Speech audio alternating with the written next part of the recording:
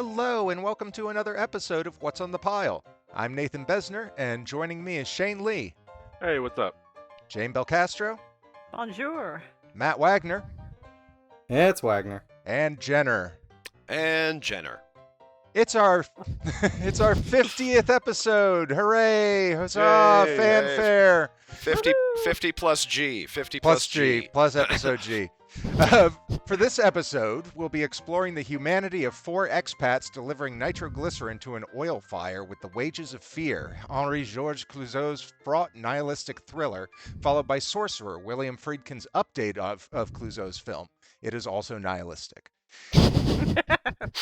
Funny thing about Wages of Fear, it was one of our first titles we put on the pile for the show. I've had it in my Criterion collection for years, so when I was listing out movies I wanted to do, this was one of them. And I think Jenner, you were on the phone with me at the time. I'm pretty sure. I'd freely allow that as a possibility. So I've also owned it for forever. Like, I believe when they started doing Blu-rays, this was in the first batch of titles they put out. So I think I bought like all of them. And so I've owned this one ever since then and just never watched it. I did the same thing. I bought it with Diabolique at the time because I was like, "Oh, Clouzot, let's do it." And then I just never watched the film. But we're gonna get to that. Right now, we're gonna do something a little different, something a little special, and ask a question of all of you, starting with Jane. Lucky me. Lucky you. What Lost is the your coin toss. Yes? What is your best / worst / most profound movie-going experience? Well, I think if I have to go with the most, we were all on family vacation in Savannah, Tybee Island, and we'd rented a beach house. This was my brother's family and my father and my family, and we went to Toy Story 3, and it was just super, super emotional. And I knew it would be because I stuffed my purse full of Kleenexes. And pretty much our whole row were crying. And I just like started passing Kleenexes down. I looked over and my father, who is like, man of steel, was just weeping openly. And I know that sounds weird, but I'd never seen him that emotional ever. And I guess we were all overcome. Even Trey, who, he's autistic and doesn't tend to react that way, was like grabbing Kleenexes from me. So it was something. It was really powerful. I would have liked to said it was some cool artsy movie that I saw that changed my life. No, it was Toy Story 3. It was just beautiful, and we really, really it was just a nice, impactful moment. Those Pixar movies are tear factory generators. Oh, I know. Yeah. That's why I knew to bring Kleenex. But I mean, we're talking like 10 people. This is our something like 10 people, 8 people. I don't know. All of us just like wow through the whole thing. Well, that's a great shared experience. That's something. Yeah, that's something. I like that in a movie theater. It reminds me of the time I saw The Postman, and our shared experience there were 6 people in the theater, me and my mom and 4 other people, and we just heckled the movie the whole time. It was amazing. It made that movie so great. Reminds. Wait. The Kevin Costner one, right? Not Il Postino. Yeah. Yes. Okay. That's correct. Just making sure. Yeah, that But I like that. kind of movie. reminds me of. We do a movie night with my daughter, and we're trying to introduce her to all the classics we watched when we were young. And one time, it's not my favorite movie or anything, but we showed her The Little Princess, and it got to the very end where the pauperized girl runs into her father, but her father has amnesia and doesn't recognize her, and my daughter suddenly started ugly crying. It's like, oh my god, it actually got to her. She's been paying attention. She's absolutely rapt for the movie. She's 6, so this was kind of her first profound experience with movies. But yeah, that should I go ahead with mine then? Yeah. Go ahead. Same question. So You stepped right up there. Yeah. I kind of have 2. I have a favorite and I have a most profound. I'm not going to do both because they're both a little bit long. My favorite movie experience. I'm a horror fan. I'm a horror fan through and through. I've seen a lot of stuff in the theaters that most people wouldn't bother, picking up off the sidewalk. My old job when I was in research was such that with very little notice, I would be required to spend about 36 hours awake. It had to do with getting fresh samples and working on them until the sample was all gone. But on one of these occasions, I had gotten the sample at noon and worked until about 8 the next morning, and then got pulled into a bunch of meetings, and then hadn't eaten for that entire time, so was absolutely ravenous. I went to the North DeKalb Mall and got my favorite meal at the time, which was a Wendy's jalapeno burger with a side of yogurt. So you eat the jalapeno, and then the yogurt puts the fire out. I don't know why they stopped offering that as a side. But was about half delirious with sleep deprivation at the time, and wandered down to the theater in the North DeKalb Mall, and they were playing the opening night of the remake of the Texas Chainsaw Massacre, the very first remake of the Texas Chainsaw Massacre. And I stood there for about 10 minutes trying to figure out if I should do this or not. And then just said, what the hell, and went in to about a 6:45 p.m. showing. And the theater was completely packed. I took the second to last seat in the theater, top left corner of the theater. I was one of 6 white guys in the theater. And that was the audience to see that movie with. The first actual kill of the film, well, I guess the first kill that isn't a suicide of the film, is timed exactly like the original film, which I was familiar with, so I knew it was coming. I don't think anyone else in the theater knew it was coming. I flinched, knowing it was coming, and my eyes were closed. When I opened my eyes again, I literally saw 2 boxes of popcorn sailing over the audience from people who were so startled by the moment they had just flung their popcorn up in the air and screamed.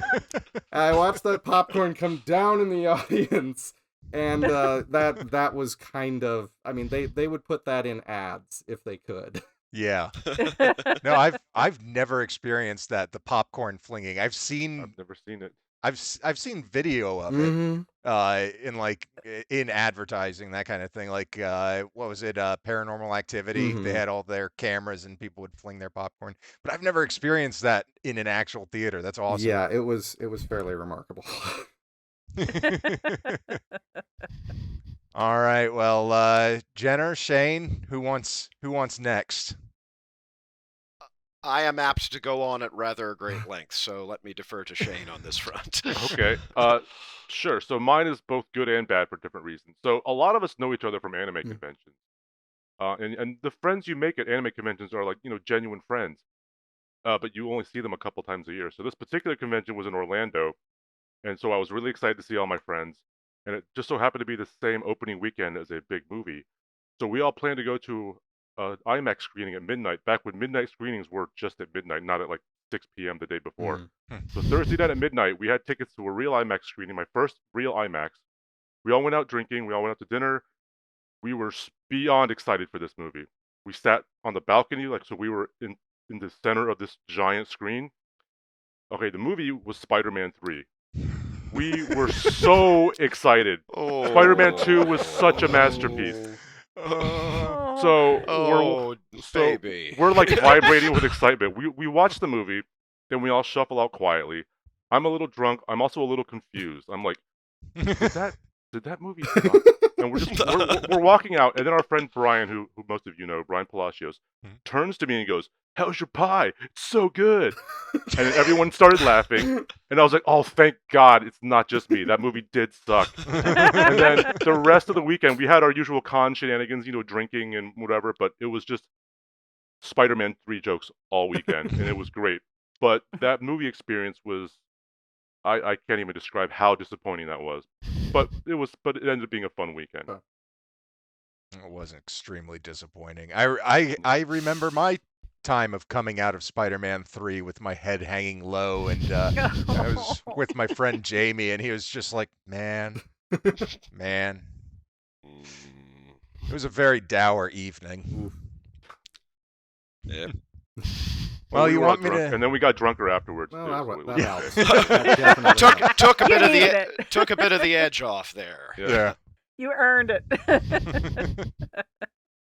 Well, I guess I'm gonna go next because Jenner's gonna go on at length. Hopefully not too long because we do still have 2 movies to watch. Not too talk long. about. I'm going to give you the short list, but I'm only going to elaborate on the number one now that I think about it. So, Okay. Yeah. Well, mine was a screening of Die Hard 2, Die Harder, which I still hold is one of the worst films I've ever seen. I hated that movie so much. I was 9 years old when it came out. I loved the original.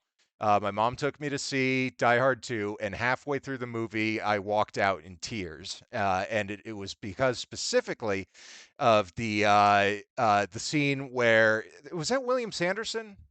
Sadler. Sadler. It was Sadler. Sadler, yeah. He's like controlling one of the airplanes, and they're like, "No, you can bring this one plane down," and then he turns off all the lights, and the whole airplane blows up. Well, the shot before of the airplane, the interior of the airplane, they must have just decided to cast only old people and children, and that's it. So it was just on Christmas Eve, you've got an airplane full of children and grandparents. And that's the plane you decide to blow up. And I was like, fuck you for manipulating me. This is a and Chief dumbass O'Brien thing. and Chief O'Brien from Star Trek. Yes, that's right. He was in that. I was so mad at that movie. I got so upset because I knew the reason why I was upset is because I was empathetic with the characters, but at the same time, I don't like being manipulated like that. I think it's a dumb, stupid, cliche thing to do, and it's way too easy to pull at the heartstrings by killing grandparents and children. That is remarkably perceptive for a 9-year-old. I bet they were all holding puppies and kittens too, weren't they? Not to mention, they just provided a landing light for everybody. Which is what happens at the end of the movie when they blow up the bad guy's plane. They're like, Holly, it's your fucking landing light. Well, there's already a landing light. There's another plane already exploded on the ground. So, anyways, not that that matters. That's a brutal scene, though. Yeah. I think that's one reason I got into movies. Originally, when I wanted to get into filmmaking was to Revenge? make movies. Yeah, revenge. Make movies better than that. Yeah, very sound motive. Yeah. Thank you. Yeah. Jenner, why don't we hear from you? All right. The ones that rattle around my brain when I think about this sort of question, of course, my Time Bandits story, which realistically might be the most profound thing that ever happened to my experience of media. At the end where I turned to my dad. I've told this on the Time Bandits episode of What's on the Pile, where I turned to my dad and I'm 6, and I say, Dad, what happened to his parents? And my dad, bless him, turns to me and says, "Well, and they got absorbed into evil." This was my 6th birthday. We went home and had cake. Anyway, that's probably the most profound experience that I have ever had. If I had to pick a favorite, there are some that come to mind, very similar to your experience, Matt, of the Texas Chainsaw Massacre, going to, I hate to put it this way, but I kind of love to put it this way, an opening night screening of Halloween H2O with the blackest audience I could find, which was at South Lake in Morrow, Georgia. And it was, shall we say, classic. It's like, oh, don't go through that door, girl! No, but so that was a great audience. Seeing Jason X at a midnight screening, where with a kind of audience that started cheering when the Halloween Resurrection teaser trailer came up. That was great. That was when I knew I was with the right people. But if I had to pick a single favorite film viewing experience of all time, I think back to when I was in college and I was in my fraternity, which was sort of the GLBT-friendly experimental drug spooky old house fraternity at Bowdoin, the college I went to. And at something like 1 o'clock in the morning, after a party or something to that extent, or it was just a Friday night, which was basically the same thing, I put on my VHS of the 1963 version of The Haunting.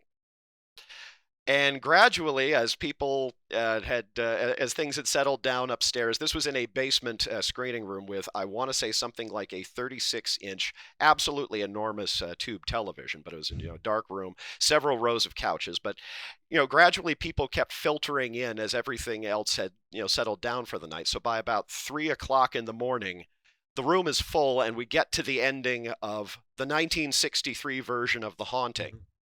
In the largest and spookiest house in Brunswick, Maine, in the middle of winter. So the movie concludes. We all kind of, stand quietly, look at each other, go up to the well-lit second floor landing, and continue to commiserate for another hour because nobody wants to go to their isolated rooms by themselves. Scariest movie ever made. Bunch of with the possible exception of Roar, but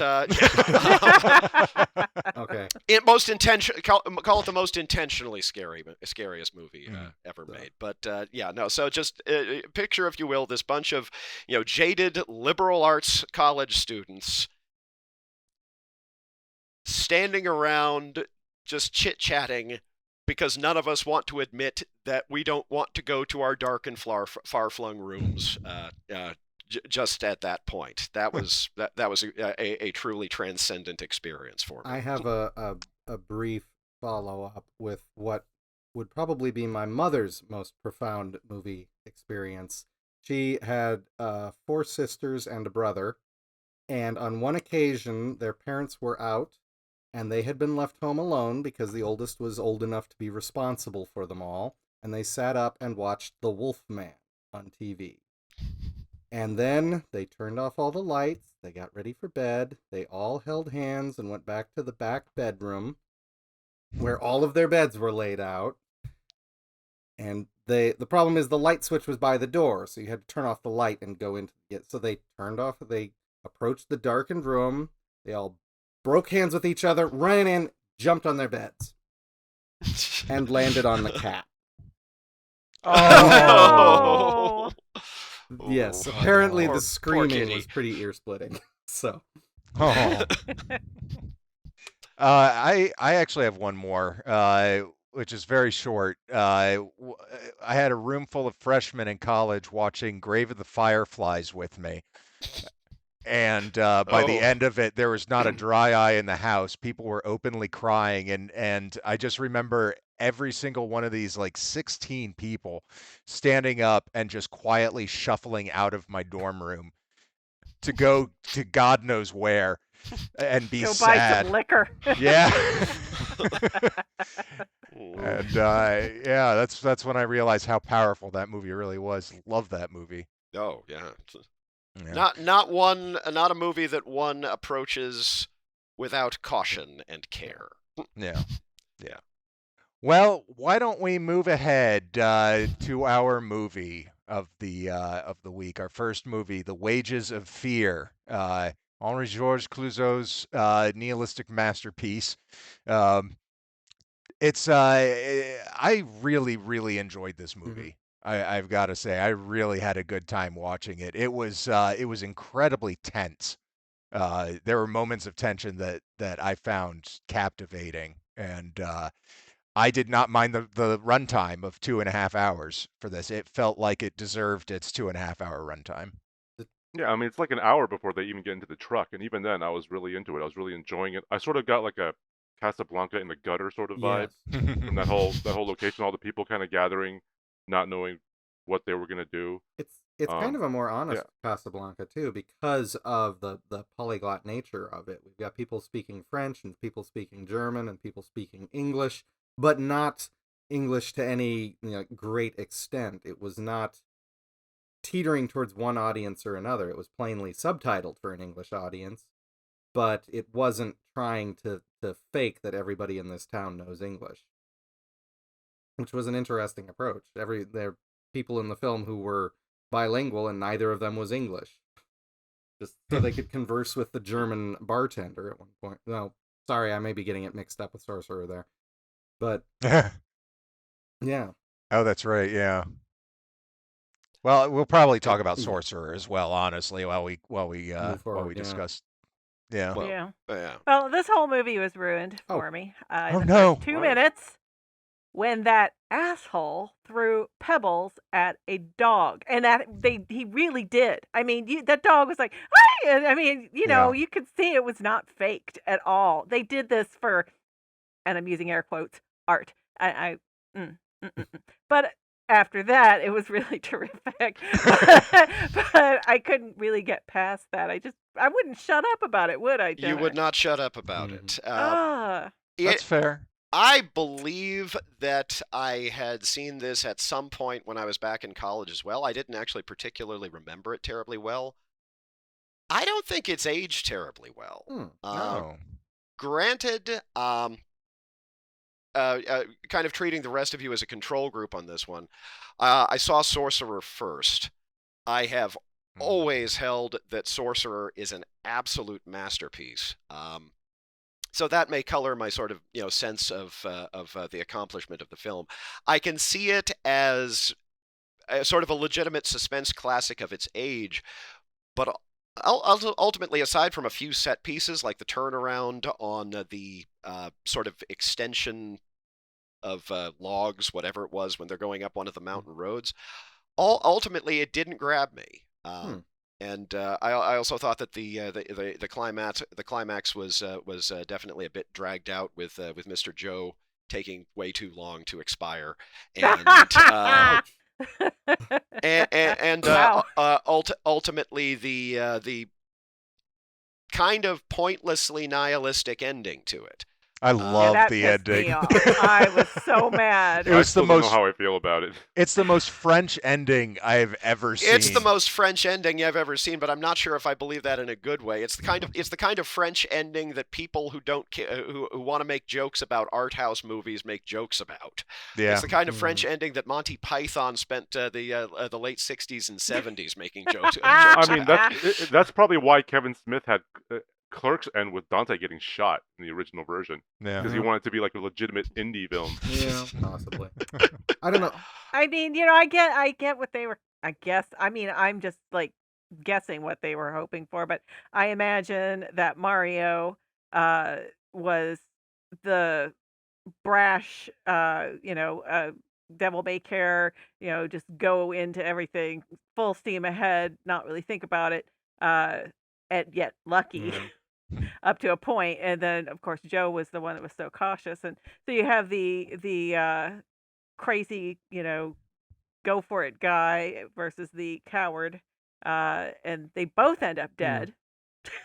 I mean, And it didn't really matter, but at least I don't know. the There's I mean, gung-ho dude on the made it. positive end, he doesn't end up with Linda, at least, because he treated her like yeah, he shit. did. I Yes. know. So, Yeah. so Yeah. he didn't Yeah. get back to Linda, so that's good. That poor Yeah. character was beat around by everybody. What a Yeah, He punching also was bag. way too Ugh. pretty to be in that town. Oh, Yeah. That yeah. was a very bad town. No one that pretty should It- be anywhere near that town. No. If I'm correct, I believe that was actually the director's Yes, it was. wife. Yeah. Yes.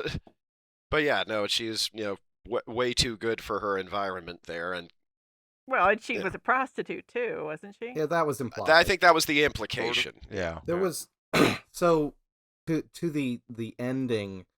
The only false note I felt in the film was not the end of the film, but immediately before the end of the film, where he reached the oil wells. He had the whole bit where he collapsed, and he wakes up, and the next day he is just cheerful as fuck when they are paying him. I'm like, this is not the nihilism that we've been set up to expect, and he's like brushed off the other 3 people who are dead, the one of which who died in his lap, and he's just real cheerful to get this money and is so happy driving home.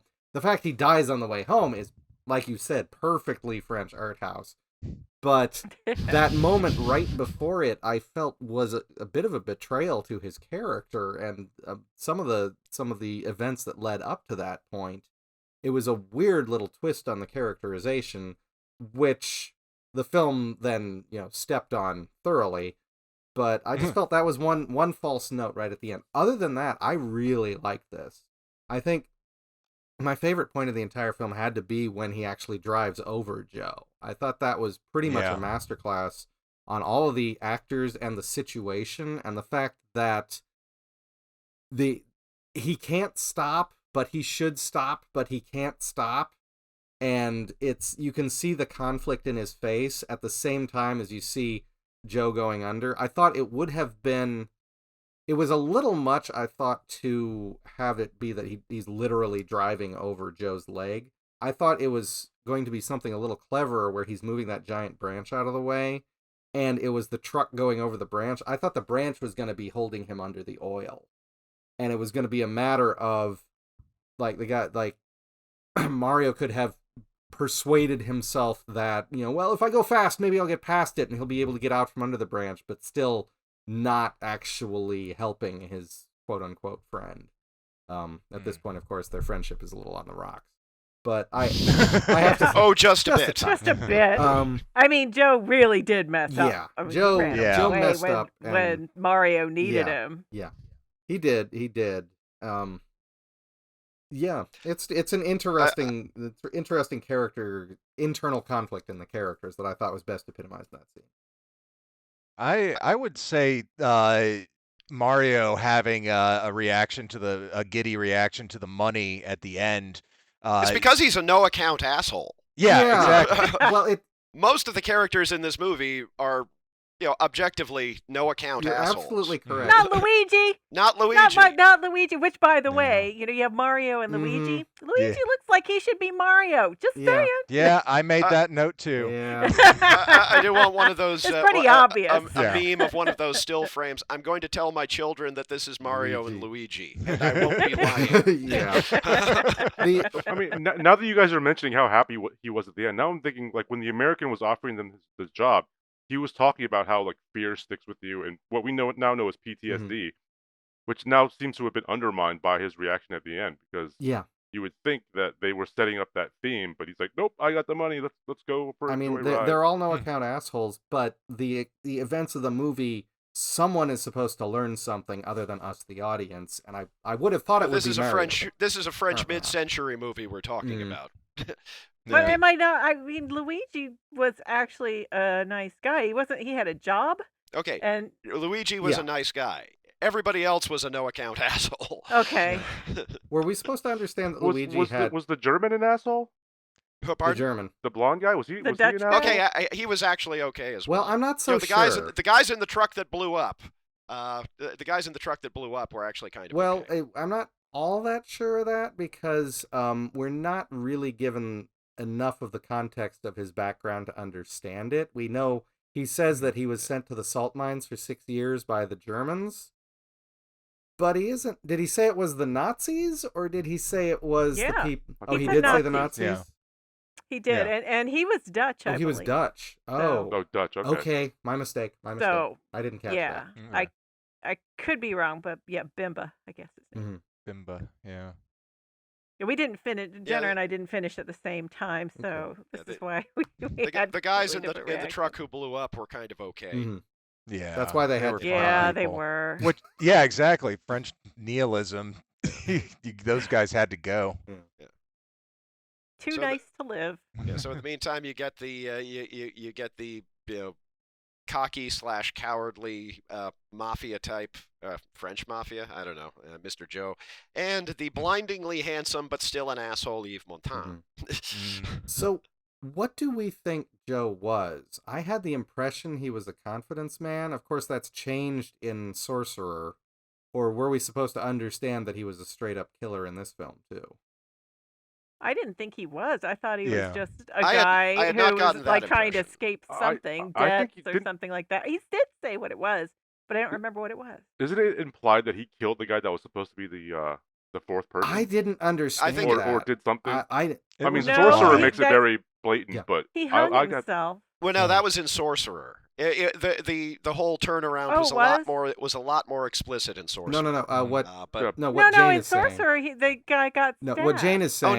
Jane is saying the guy who hung himself was the one who did not get hired to drive the truck. Oh, okay. Yeah. I thought. No problem. We don't know what happened to a He long just time never ago. turned up. We don't know what happened in Wages of Fear to the original guy who was supposed to go, right? He just didn't show up, Yeah. or It is not specified. Oh, yeah, oh it's sort of yeah, implied that Joe had something to do with it. Yes. Yeah. Yeah, I feel yeah. like. because absolutely. he walked in and said, "Yeah, he's not Yeah, coming." but I understood Joe to be a confidence man just because, I mean, he's friends with Mario, and Mario doesn't strike me as a straight up killer, so I didn't think Joe was a straight up killer. I thought it was just, a Music Man scenario where you come into town and you find another grifter you used to work with.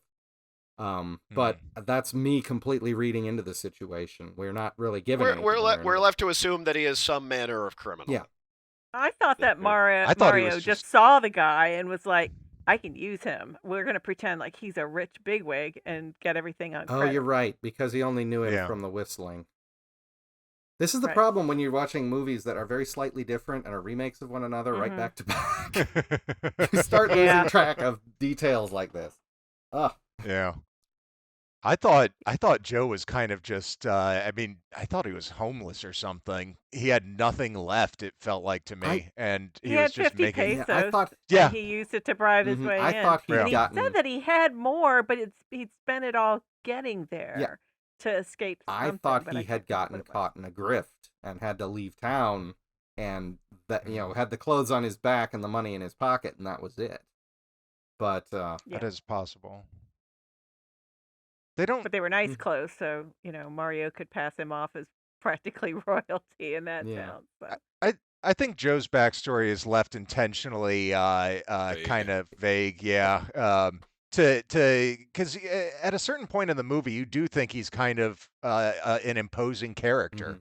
Mhm. Like he pulled a Tough guy. gun. Yeah, he's a total tough guy. He pulled a gun on Luigi, and I almost said Mario, and I and know. and Luigi is like he's huge compared to this guy, and he still stood down because he was the better person.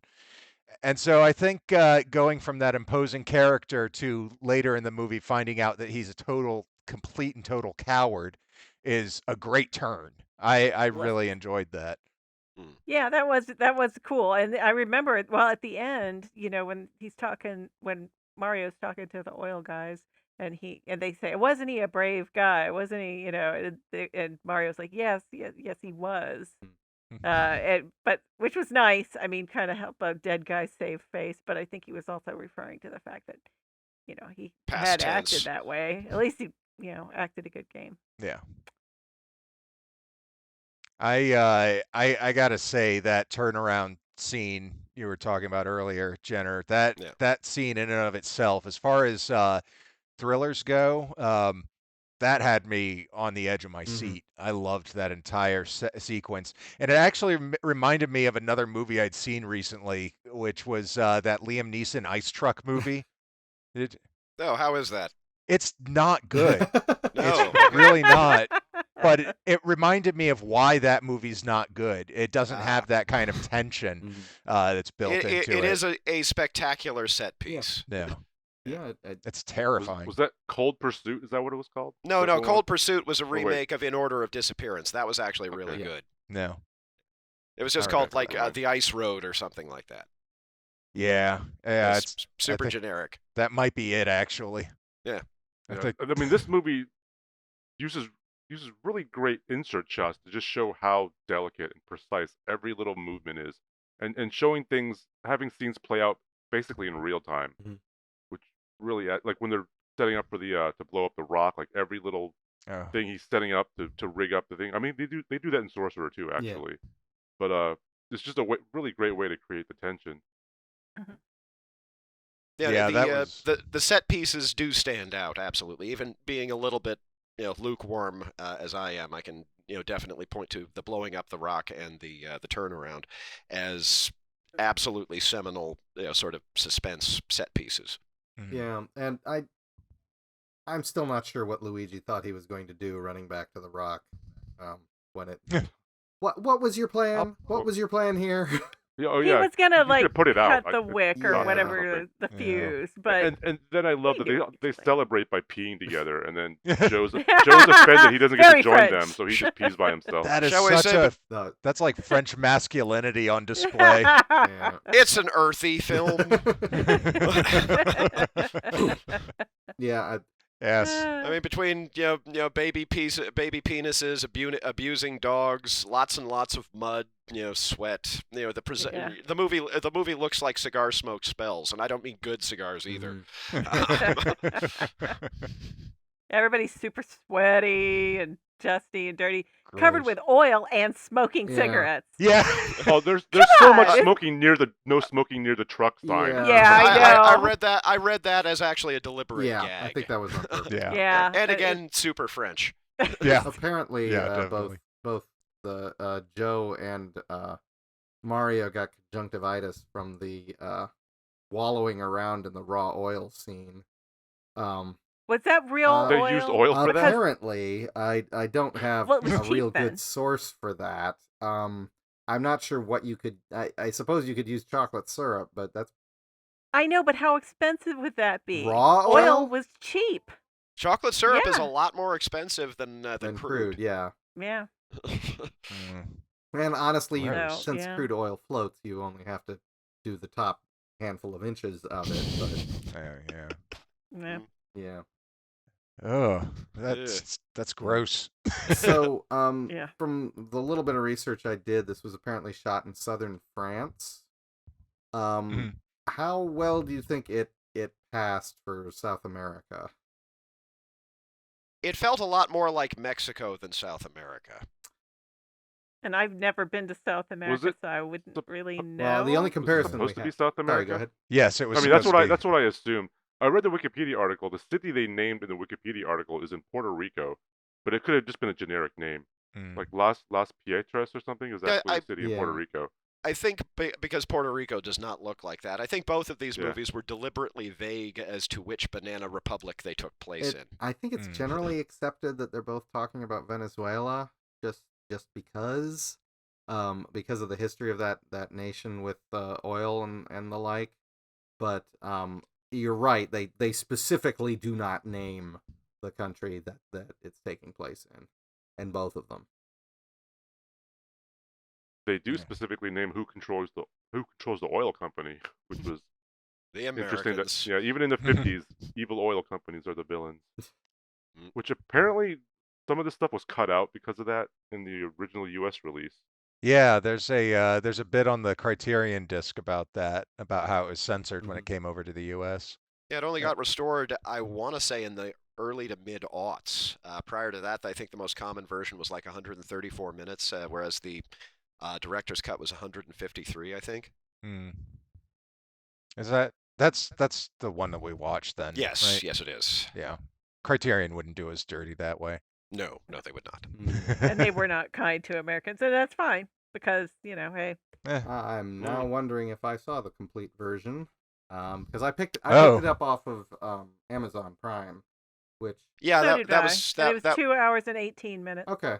no, it was 2 hours. It was 2 hours and 33 minutes. I think mine was only it? 2:10 or 2:18, so I might Mine was 2:28. have missed a few minutes there. Weird.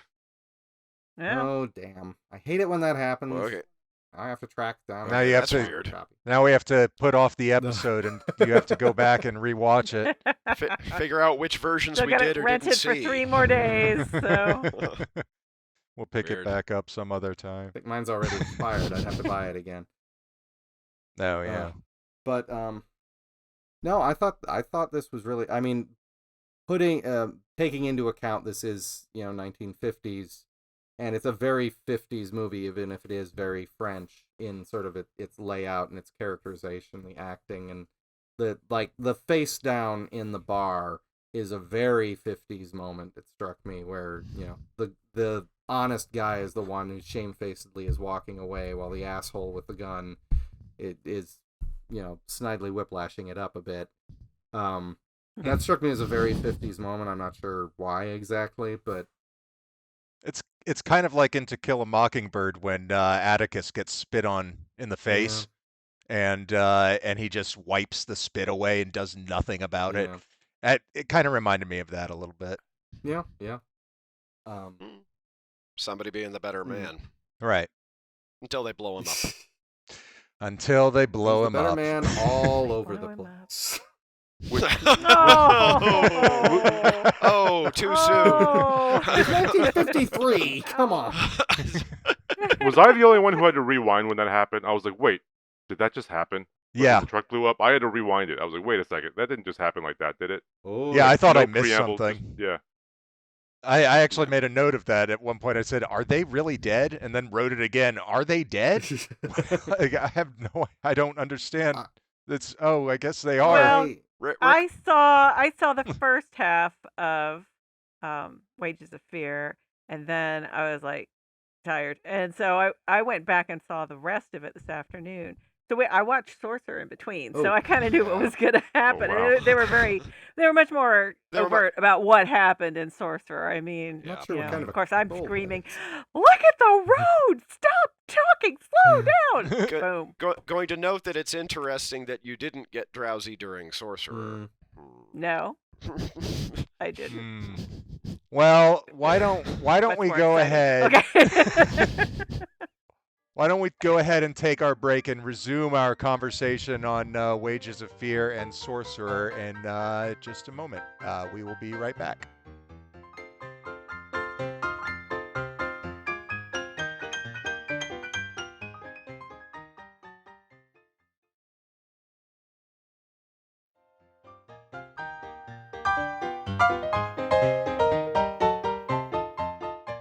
And we're back. Next up, we'll be discussing Sorcerer, William Friedkin's 1977 update to Clouzot's The Wages of Fear, starring Roy Scheider. A lot of similar things happen. There's a lot more story, and it's half an hour shorter. It's a remake. So, whose pile was this on? It was definitely on mine. I have had Sorcerer recommended to me from like 6 different directions, but I don't own a copy. Yeah, Jenner yes, being one of Jenner, them. I see you. I think Besner recommended it to me, and 2 of the other podcasts I listened to extolled it as one of the great films of history, so definitely on my pile. My pile too. I mean, I've known it was a remake of Wages of Fear. Never really knew why it was called Sorcerer. Figured I'd finally find out. I still don't know. Wasn't that the name of one of the trucks? Yeah, The one one of the that trucks. blew up? Yep. Yeah. And according to Friedkin, a sorcerer is an evil wizard, and Fate is the evil wizard in this movie. Okay. And it's That's about to be pretty the Exorcist, thin. apparently. Yeah, that's a stretch. Yeah. I wonder if That's somebody what told him. he was quoted as saying. I wonder if somebody told him I that's what saw that as well. His Still theory. doesn't make any sense. Okay.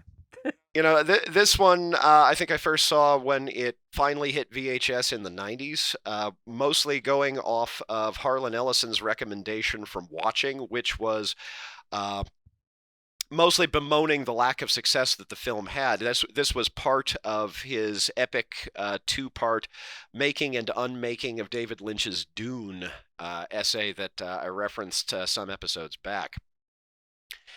Ellison loved the movie, but he was using it as an illustrative example of the absolute freaking insanity of Universal Pictures upper management, because basically they kept reversing on advanced screenings. They kept reversing on how they wanted to promote the movie, and it ended up ultimately opening a week after Star Wars. Which turned out to be bad timing and made this a distinctly... it was one of the greatest bombs of the 70s, but in this case I'm going to go with the heavy lifting being greatest, because I hold this as the most underrated movie of the 70s. And the fact that it's been having an ongoing critical reappraisal for a while is absolutely a good thing, since despite the title, which I kind of get...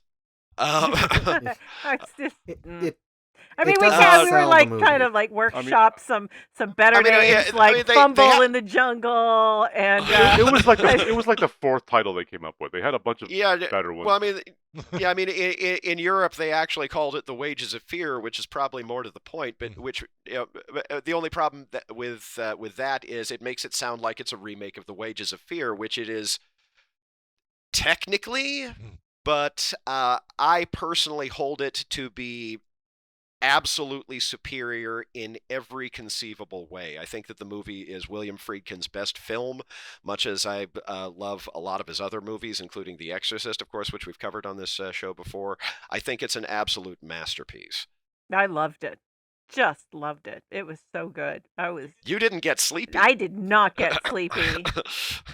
It was great. I loved every minute. Quite There was have one the same point- reaction. There was one point where we were watching them do the bridge crossing scene, and Jenner says, "Do you want me to tell you all about the special effects that went into this?" And I was like, "Yeah." And he's like, "Cause there. What did you say?" There weren't any. I think he said that to like fucking none. Something like that. And I was like, "What?" As we're watching this it. This was a film that took a studio level budget and a Herzog level of commitment. I mean, granted, he didn't actually shoot it in South America. I think it was mostly in the Dominican Republic. But well, Dominican Republic and in Mexico, when the river that bridge was over dried up, and they had to move the $1 million rig out of the Dominican Republic and move it to Mexico for secondary shots or something like that. Something like and I recognize it as Dominican Republic because of the beer they were drinking, because I attended a wedding there, and that was they drink Presidente beer in the Dominican Republic. Bonitos hacia el futuro. Yeah, I've also been to Dominican Republic, though. I mostly just got to know it's called Mama Juana. Yeah, I had that too, which is supposed to be an aphrodisiac. Awesome? Yeah. They sounds like you said marijuana, but it is not marijuana. It is Mama Juana, which is a spiced liquor that I'm not going to go into, but it's very good. I just wanted you to clarify because I wasn't sure. Yeah, no, I find it interesting that the movie was released was made as a co-production of Universal Pictures and Paramount Pictures, and who ultimately ended up paying for the restoration for the Blu-ray release and releasing it? Warner Brothers. The thing ended up distinctly orphaned by its original sources. I still need to find an English language copy of the European version, not least because the European version is about 20 minutes shorter, but has about 15 minutes of footage that is not in the American version.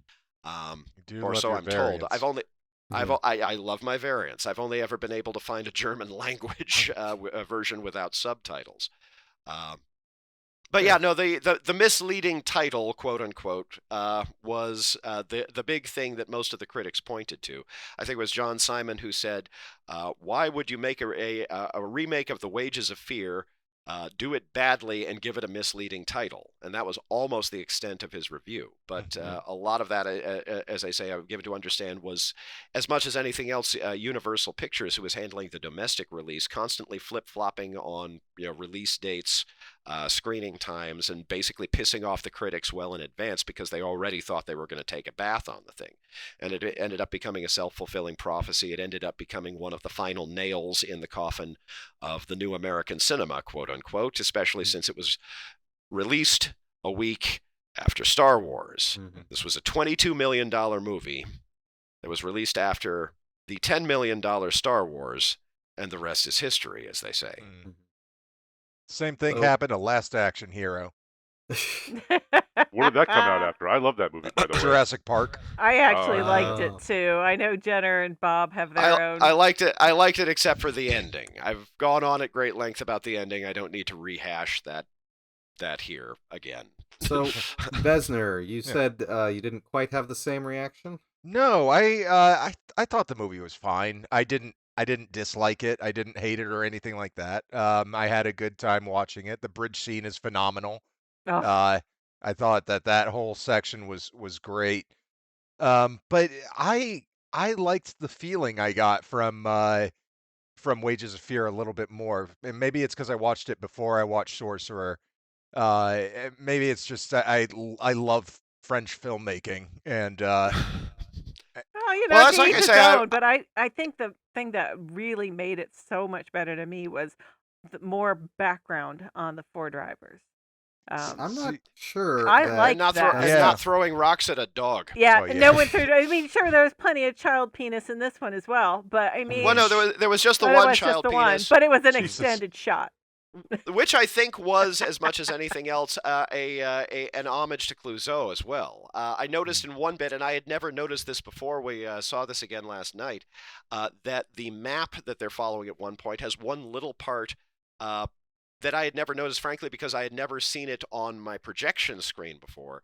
That is marked, washboard. washboard, Yep. exactly, which I had forgotten the reference in The Wages of Fear. I'm actually unconvinced that I had ever actually seen The Wages of Fear before this most recent viewing, but I swear I saw it in college. I just didn't remember it at all. But I want to I'm still go. quite certain that I saw Sorcerer first. And so, as much as anything else, you kind of all are acting as control group for me, or I am acting for control group for you guys with this particular pairing. I want to go back a little bit to the talking about the backstory. Mm-hmm. There's a lot of backstory in Sorcerer, but I- for me, I did not like it. For me, Wages of Fear was kind of about archetypal characters going Mhm. through philosophical adventures, and See, oh, sorry. Really? I thought they were just a bunch of bums. well, that's what I got out of it, and I didn't get that out of Sorcerer. It felt more like a straight movie to me than Wages of Fear did. Wages of Fear felt like a contemplation. Yeah, I would actually I'd agree with that sort of, not to rank the two. However, I No. thought that the most profound difference between the two films is the presence of the backstory and all of the characters before they get to the fly speck town where the film takes place.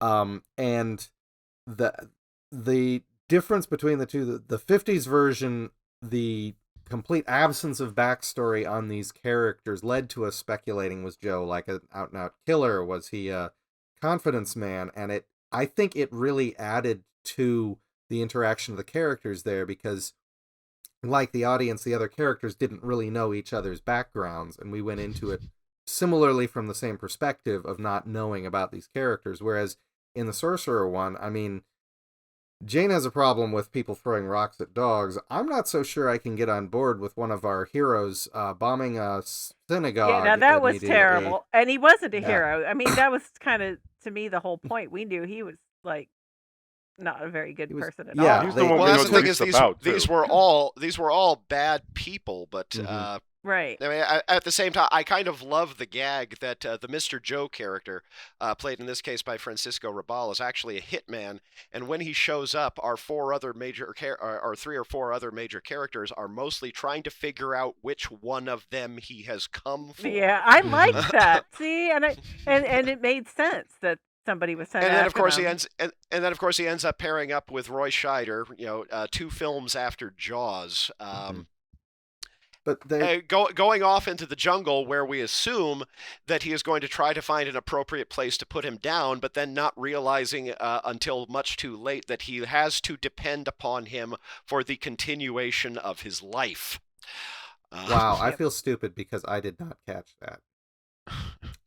All of the evil looks they were giving each other throughout the film, I thought was just the way they regard any new person coming into this town. Yeah, Because No, everybody I- knows Not that either. you don't end up here by living a clean life. I mean, I don't normally catch all this stuff, but I said it to Jenna. I'm like, boy, they're all wondering who's gonna get who he's there for, Yeah. and I liked that. I thought it Mhm. added a whole nother layer. And I wasn't particularly rooting for these guys because they were not good guys, but Mhm. at the same time, you're like, well, are they on a redemption arc? I mean, what's going on here? And it was, Well, I mean, maybe your redemption arc ends up with you either falling off a cliff and blowing up, or getting capped in the last frame of the movie. yeah, nobody got away clean. I liked that too. But in this case, it felt a lot more sort of organic to the story than the end of Wages of Fear for True. me. I will say the ending did seem more. The ending specifically addressed my complaint about Wages of Fear because Roy Scheider very plainly was feeling the effects of everything he had gone through, and was not the joyous "I'm going to go get champagne" celebratory fellow once he was getting paid there. And yes, it's pretty clear that he does get assassinated within 2 minutes of the end of the He was film. given up by the guy that sent him there. Right. Yeah, I don't know that we ever got that guy's name. I always remember the reference to Nat Glick, so much so that I actually ended up including it in a story that I wrote a while back about a guy, hiding out in South America. But yeah, that's just such a weirdly memorable code name. No, this is one that has absolutely stuck with me since my first viewing. Not least, it's one of those things that I think has grown. I liked it the first time I saw it. I loved it on repeat viewings as much as anything else. When you sort of get into the rhythms of the thing, not least for the absolutely mesmerizing score by Tangerine Dream, their first Hollywood work, or at least their first English language speaking world work. So that's another sort of boon that the movie brought us as much as anything else. Well, I was going to mention that I like the score, and but it's not Tangerine Dream's best, but not Tangerine Dream's best is better than almost anybody else's anything. But one thing I preferred in Wages of Fear was the pretty much lack of music during all the driving scenes. You just hear the motor, you hear them breathing, you feel them sweating and just being in fear. I feel like with the music, as good as it was in Sorcerer, now it feels like a movie, which you see, took me a I little like bit that out it of it. feels like I a liked movie. it, I think that might actually end up as sort of the fundamental gulf between us on this one. Is I like that it feels more like a movie. I mean, I enjoyed it. Don't get me wrong. Also, I watched it right after Wages of Fear, and they're both long movies, and both movies where a lot of the same things happen, and often very slowly. So if I had watched this one first, I can't really tell you which one I would have preferred. But I still enjoyed both, and I think this one I enjoyed a little bit less, but it was also circumstances, I think. Yeah, I'm surprised everyone is saying that Sorcerer feels more like a movie than Wages, because to me Wages, the two schools of filmmaking, the 50s French film has a very sort of structured approach and set, the camera movements and stuff like that, and Sorcerer is very typical of the 70s attempting to capture an organic documentary style. Yes, the snap zooms and everything.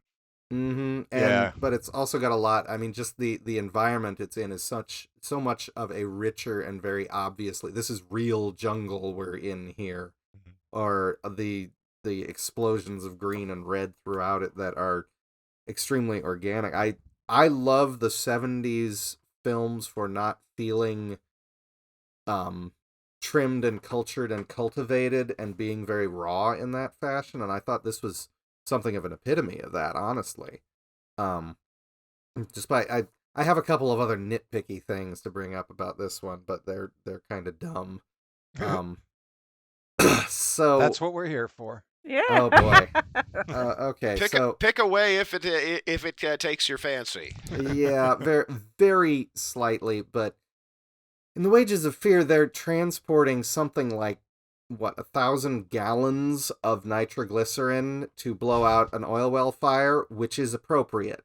In Sorcerer, they're transporting about a dozen crates of sweating dynamite. I mean, it's 3 crates apiece, right? Mm-hmm. Oh, yeah. Was it 3? But they said that they only needed one, I think, wasn't it? Or I was going to say, I was about to say I don't want to do the exothermic calculations on this one. The one feels a little bit light, but it's not a little bit light. It is way too light. First of all,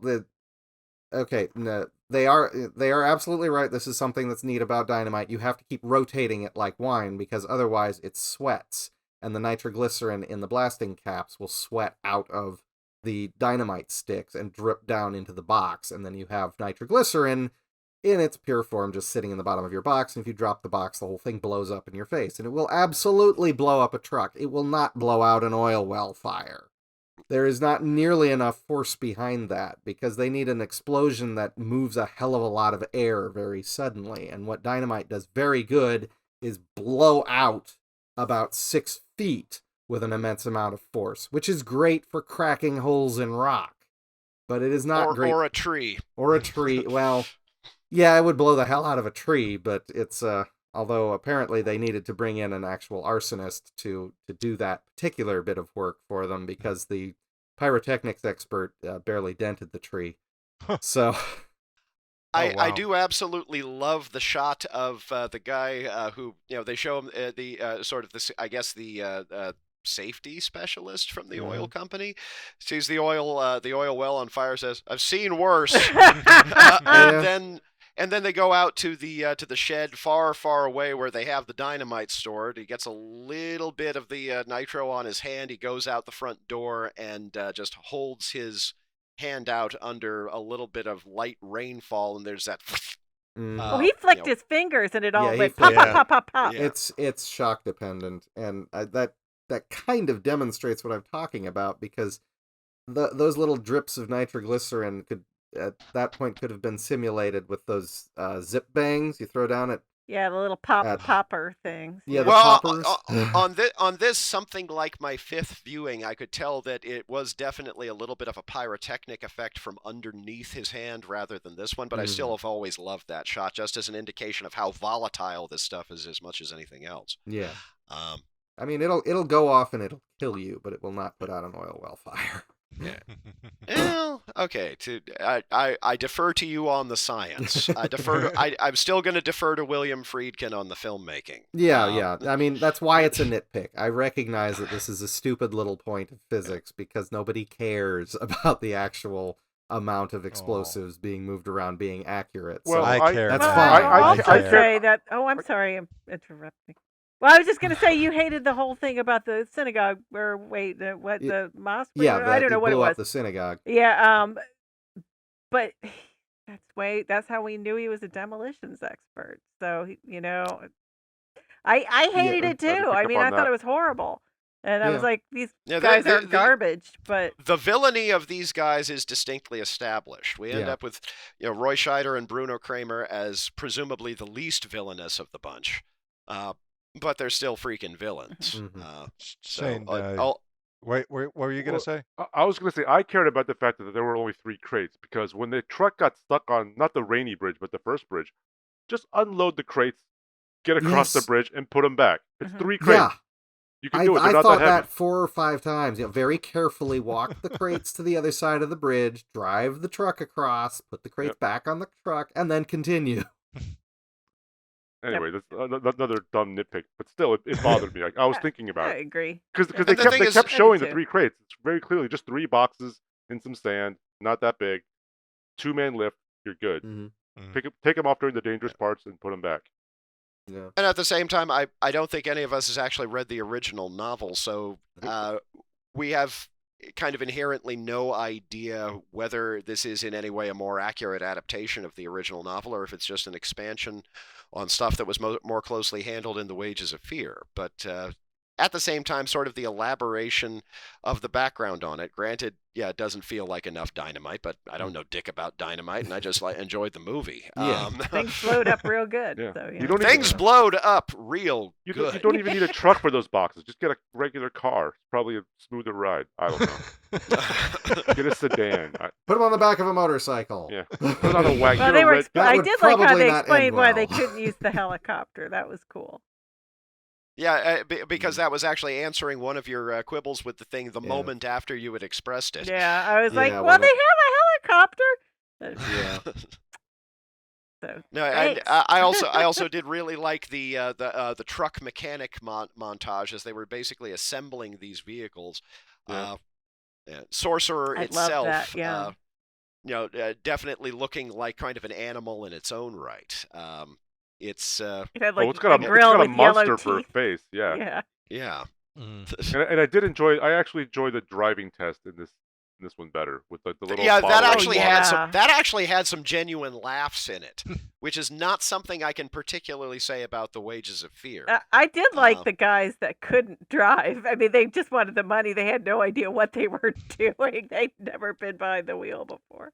That Yeah. was great. One of them just breaks the thing off. And just whatever that is, the Or clutch going real fast. He was going like 100 miles an hour, and the little bottle on the dashboard was. He was all over the place. and we have our Arabic demolitions guy where he's not even stopping or braking when there are kids in the road and just you crazy bastard, but he still ends up being one of the actual drivers because that's kind of what they're looking for in this kind of what the oil company's looking for in this case. It has a lot more.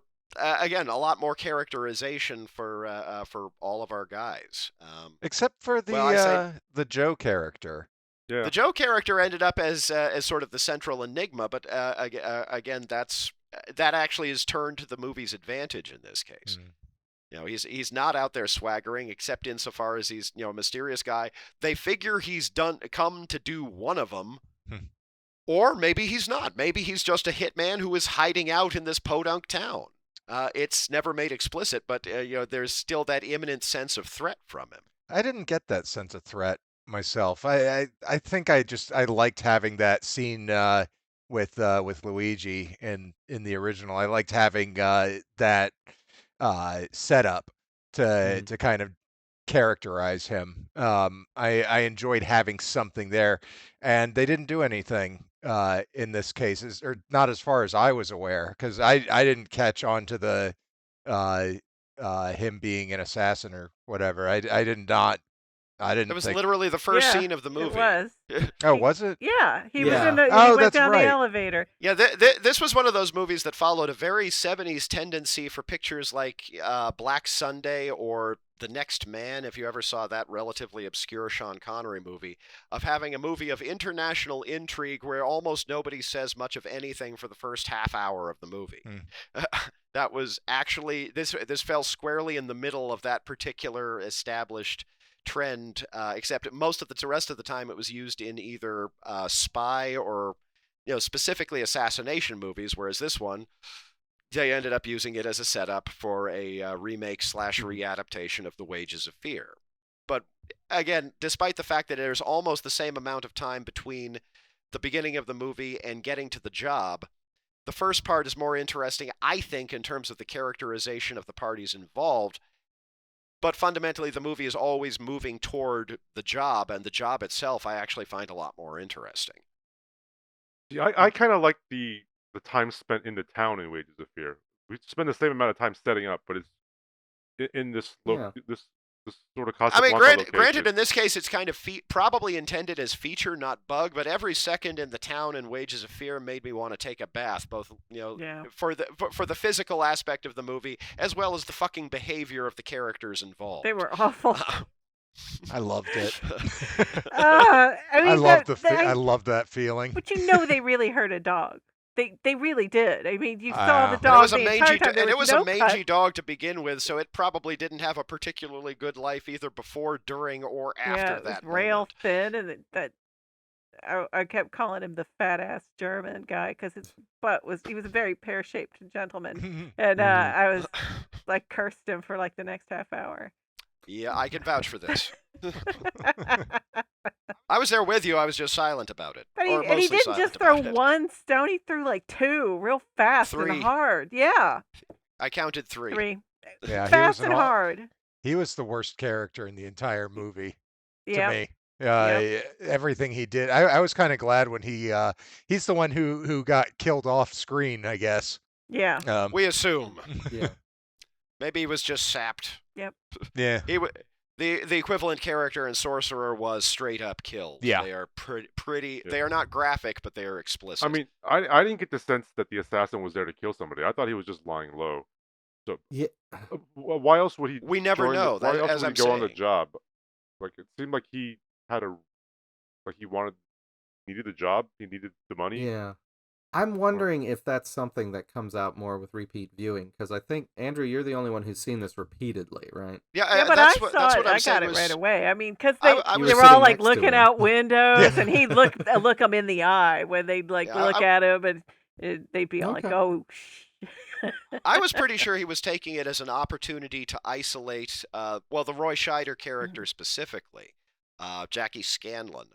But then, of course, as I say, once they're out in the bush, he belatedly realizes that he is dependent upon this guy. It's like Teamster, Greyhound, Yeah. which is another one of my favorite which I exchanges didn't in the know what a movie. Greyhound was, but apparently a getaway driver, Bus. No, a bus bus. driver. A I thought you Greyhound said it bus was a driver. Greyhound bus. I thought you said it was getaway. I asked you. No, he was a getaway driver, but instead of saying that he was a getaway He driver said to Greyhound. the Okay, I thought you executive said of it the was American like Oil a. Company. Okay, Yeah. I misunderstood. But once he's out in the bush, he realizes that he is dependent upon this guy who may or may not be his actual mark to keep him alive. And then, of course, he gets to the bit where they're actually kind of bonding when he realizes that his number's up, and I find it an interesting and telling moment at the very end of the movie, and this is sort of, I think, this movie's equivalent of the absolute irresponsibility of our survivors' behavior at the climax of Wages of Fear, where the oil company executive suggests that you could go to Managua, which of course he had talked about with the assassin. Yeah. And he says he doesn't want to go to Managua. Well, as it turns out, he should have gone to Managua that very minute. He shouldn't have stopped to dance. Although I actually really love that moment, and it's actually made even more poignant as kind of a stand-in for Nancy from The Wages of Fear. Not least given that A, Vera Clouzot had passed away in the meantime, and B, she was so ill-treated by the original film. I actually thought that was a very lovely moment. And yes, of course, it ends with the guys from New Jersey, The Guidos. the Guidos going into the bar, and I had not actually noticed the gunshot sound previously in like the last second before the title comes up. So that's this is a movie I've seen a bunch of times, but I haven't seen it as big or as loud as I saw it on our in-house system here last night. So I see no reason to modify any of my prior sentiments about this film as being an absolute fucking masterpiece. Yeah, I absolutely loved it too. I think yes, there are flaws and everything, but gosh, no, it was great. It was so exciting and scary, and I defy anything outside of a Werner Herzog movie to match the sequence where they're going over the rope bridge. I didn't like it as much. That's okay. Individual mileage will vary. I'm not going to hold it against you. You're wrong, but I'm not going to hold it against you. I love them both. That's me being facetious. I'm being facetious. Yeah, I love them Jeez. both, but kind of in within their own realms, within their own categories. I mean, as I was saying, the cinematography and the plotting and everything like that was absolutely exemplary of the 50s and the 70s, sort of, if you take those in general categories. And I love them both in that perspective. I think if I'm forced to judge between them, I think I liked Wages of Fear a little better because I liked not knowing the background of the characters and then them developing the characters as we know them in the town beforehand, as opposed to knowing they're complete terrible people for certain in Sorcerer. But I mean, both approaches are legitimate ways of telling the story. It's a very even-handed take. Yeah. I don't feel strongly against either. I liked both of them, so I don't want to come down. Well, it's a matter of taste. But, chocolate is better than vanilla. That's incorrect, but okay. But I did like knowing that they were bad guys and that there was one guy that might be after all of them. And at one point when Roy Scheider was going, make your move, because he thought it was for him. And maybe he was there for him, but I don't think so, because the Guidos showed up almost immediately, a day or two after that. So he probably wasn't there for him anyway. You know what it was? He was actually there to assassinate the other driver who never made it. And this was his getaway, and it was just oh, that's great! I love He was it. there for the finance guy. I Yeah, love there you it. No, not the finance guy. The guy that was the other driver. the other The guy guy who that he got The did guy that Oh, he stabbed. he That was was the he one was he did kill him. Yeah, this was his getaway drive. This was his getaway, and he decided to go with the getaway driver. Yeah. I have to admit that was a thought that had not occurred to me. Bless I you. am making Brilliant. this up. Obviously, it's No, wrong. no, Oh, you are, but I it's a actually good- like that as a potential take as well. It's an extra headcanon to stuff in and this there. is where this is where I know, Nate, you love sort of French style filmmaking with kind of the overt nihilism. I love 70s ambiguity. That's the other thing. I hate ambiguity. I do too Oh. normally, but I was fine with this little bit because This is not ambiguity as to what happened. Yeah. This is ambiguity as to why it happened. Yeah, Yeah. I'm good with that. It's if something ends abruptly, horsehead, that I'm mad. You're not going to ever let me I have live never- that one down. I still freaking love that movie. Have y'all seen that one? Just Which curious. one? Horsehead. Horsehead. Horsehead? Nope. Yes, I I've never have. heard of It's No. gorgeous. It is so It's- beautiful. I fell Ed- asleep. I have no idea what happened. That one's a difficult one to summarize correctly. Go But watch it, but I because it's really pretty. I did not love it as much as Andy loved it. Excellent, did like it. excellent color palette, just amazing. Mhm. But okay, we're Well, talking well, about yeah. Sorcerer. Anyway, I just I was actually going to say, does anybody have final thoughts on Sorcerer? Well, I'm on record. Yeah. and I liked it a lot, and I kind of liked it a little more than Wages of Fear. Except Mario was so nice. I liked him so much, and I liked Bimba. No, Luigi. Luigi was. No, so excuse nice. me, Luigi. The one who looks like Mario was Mario. handsome as Yeah. hell, though. Yeah. Phew. He's a Oh no, man, He's a Yves crooner. Montand is Yves Montand is a frickin' stud. Make no mistake. Ouch, yeah. Oh. Apparently, Yes. Clouzot would get pissed off whenever he would sing, because he was like, "You're a truck driver. You're not a singer." We I'd kind of let him skipped sing over. to me anytime, but okay, go ahead. If I had wanted a singer, I would have hired Charles Aznavour. So we kind of jumped over the final thoughts on Wages of Fear. I did have one note. This is apocryphal. I have no idea if it's accurate or not, but apparently the first choice for the film would have been Steve McQueen. Oh. And Wages of Fear or Sorcerer? oh wait, have I got it wrong? Was I looking at the Okay, wrong? Steve You're right. McQueen You're right. was the It big was Sorcerer. 70s It was guy. Sorcerer. I'm sorry. You're absolutely right. See, I'm getting my errors I think- crossed. I think I buy Roy Scheider with his broken and fixed boxer's nose a lot more as a New Jersey thug than I would buy McQueen. Yeah, and apparently, had Steve McQueen starred in the film, they were looking at Marcello Mastroianni to have been one of the other drivers. So, but when Queen dropped out, Marcello was not going to play second fiddle to anyone but Steve McQueen. So, Yeah. I got fair. another one of those instances where I'd like to sneak into into an alternate universe to see what that would have looked like. Yeah. Yeah. I think I would have accepted Steve McQueen just fine. He's just so great. yeah. And he has a history of driving. Yeah, but Scheider is a legitimately great actor. Yeah. Yes. Yes, Yeah. he is. Steve McQueen is a legitimately great Steve McQueen, Yes. as we established in our episode discussing the Towering Inferno. He's the best Steve McQueen. Yeah. Better even than Jason Statham. All right. Well, I think that's going to about do it for us here on What's on the Pile. You can find us on Facebook and Twitter at What's on the Pile, or you can go on YouTube under our Punch Bunny channel. Find us on there, find full episodes, or you can visit our website, whatsonthepile.com. Thanks for hanging out.